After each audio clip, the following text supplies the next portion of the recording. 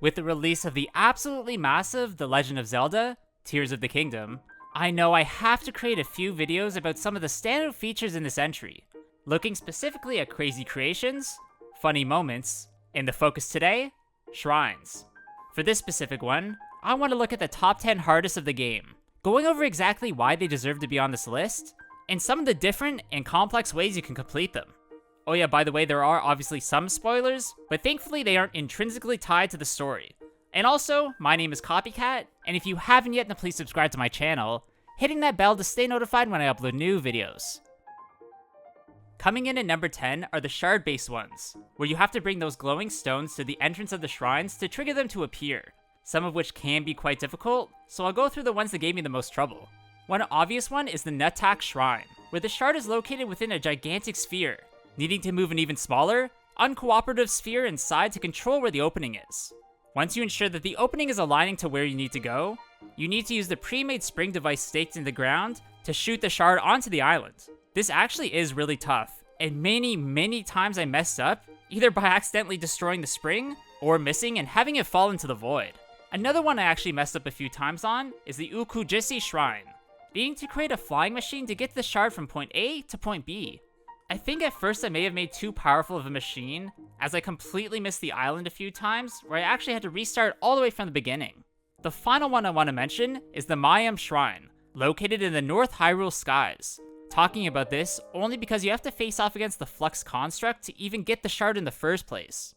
Once you do beat this boss, you need to create a machine to bring it up and across to the island with the shrine, something that can definitely fail if you don't do it exactly right or have enough energy. Now, if I somehow miss one that I should have mentioned, then please let me know in the comments below.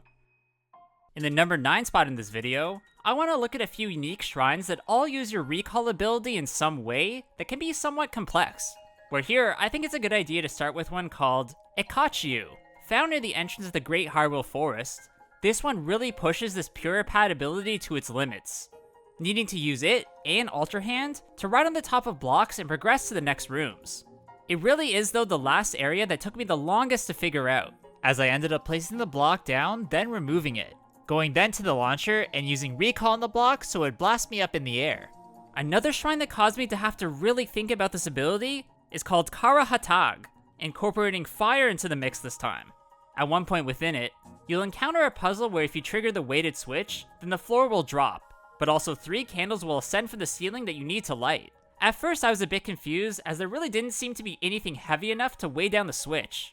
But surprisingly, I discovered that the weight of Link randomly applies to the way the candle's being recalled, making the switch think that Link's on it when the candle's being inverted back through time. The final one I feel like I should mention is found within the grounds of the floating Hyrule Castle called Serutabumak, which involves building different platforms and using recall so you can get to higher up areas. It's really understanding the correct shape you need to create that can be hard. But by no means is this impossible to figure out. I feel like at times I have no clue about the full potential this game offers, and after seeing some of these shrines, I really hope I'm not missing out on too much.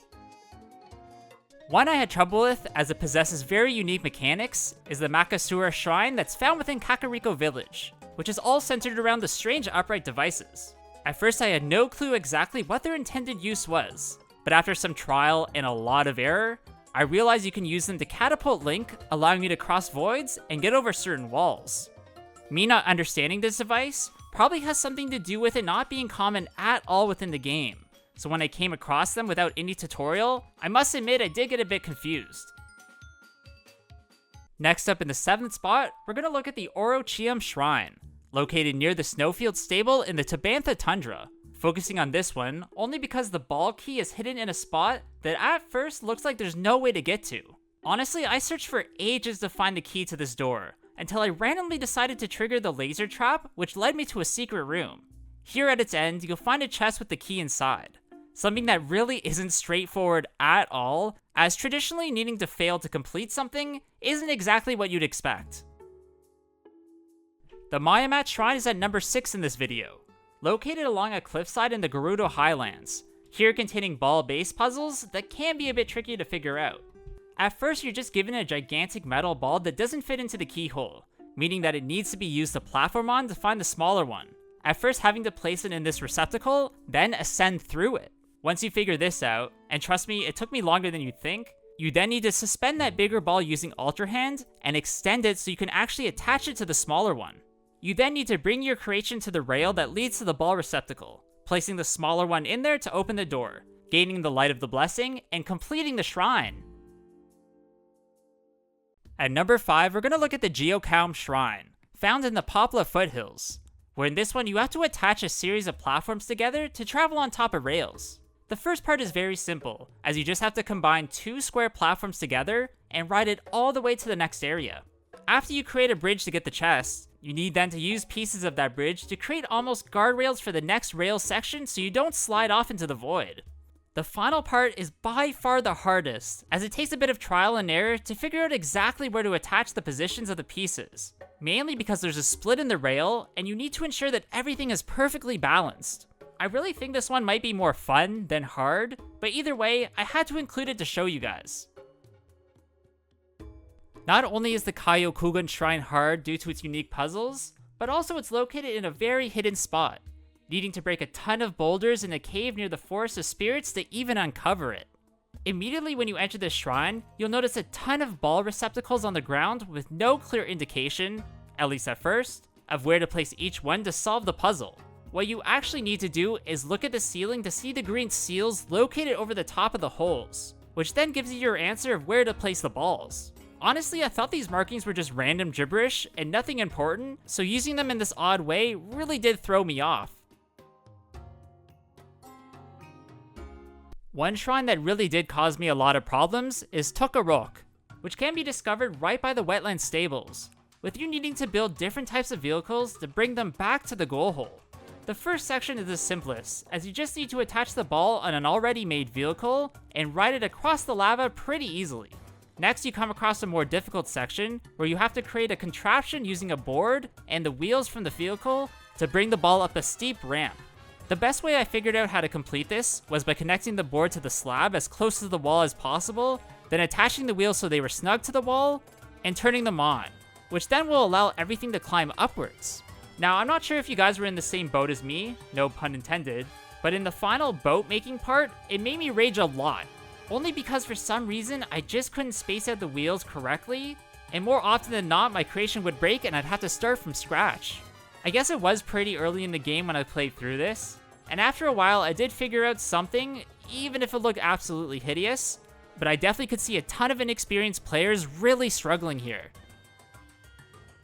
Another shrine that took me a while to figure out is called Kyoyu, located northwest of Hyrule Castle, containing ice and fire-based puzzles where you need to trigger the switch located beneath the flames. At first I thought this board you find later on in the shrine were just used to block a set of flames that were placed where the ice block spawns, then quickly having to place the bigger block of ice on the switch and forcing yourself through the gate. Definitely easier said than done. What you actually need to do is attach the board to the ice block, something I swear didn't work perfectly when I initially tried it, so that the flames coming from on top are blocked and then the gate will open. I really do love how there isn't a wrong way to complete the puzzles, and I'd love to know some of the creative ways you've solved some of these in the comments below. Now before we get to my number 1 pick, here are some honorable mentions.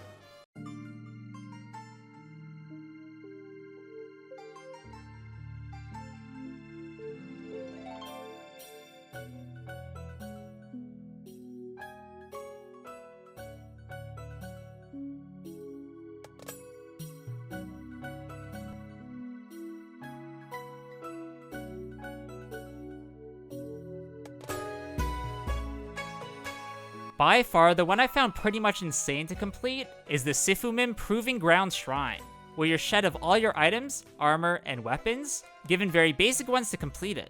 I've never died so many times before in a single shrine, mainly due to the tough layout of enemies, made way worse due to the water hazards, which contains enemies shooting at you from tall rafts. Collecting arrows from fallen enemies, and fusing items to create stronger weapons is key to completing this one. But trust me, you can't rush at all, or else the enemies will group up and you'll be overwhelmed. Take one enemy at a time, use Ascension to get higher on rafts, and ensure you play very defensive so you don't lose any hearts at all. Alright, that's gonna be it for today's video, guys. I really hope you did enjoy this one. Keep on the lookout for my next Tears of the Kingdom video, where this time I specifically want to look at the top 10 best shrines in the game, and I hope you guys are really interested in that one. If you guys like this one, please give it a like, comment below what you thought about it, subscribe to my channel, and please go follow my Instagram at Copycat Gamer. There I upload some cool clips and items from my collection that you won't see anywhere else. Hope you guys all have a good day, and I'll see you all in the next one. Bye!